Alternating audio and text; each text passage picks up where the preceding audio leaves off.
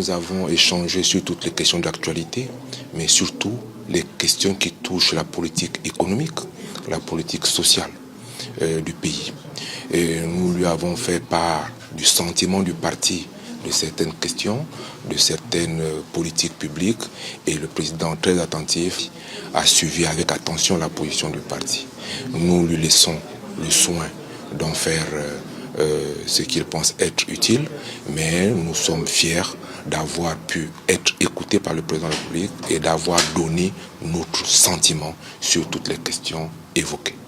Il a voulu nous entendre tous dans un discours de franchise pour que chacun essaye de lui donner sa lecture de la situation de notre pays, ce qu'il ressent, ce qu'il vit, des réalités des Gabonais. Il a vraiment insisté sur la nécessité pour les Gabonais de s'engager effectivement dans le domaine entrepreneurial parce qu'il constate qu'il y a des fonds qui sont mis à disposition mais qui ne sont pas utilisés par les Gabonais parce que malheureusement, pour certains, ils ont peur, pour d'autres, ils ne veulent pas s'engager dans le sens, par exemple, des emprunts qui peuvent les amener à véritablement matérialiser leurs projets entrepreneuriaux. Il y a des solutions qui sont en train de se mettre en place et puis je crois que d'ici quelques temps, les résultats seront visibles.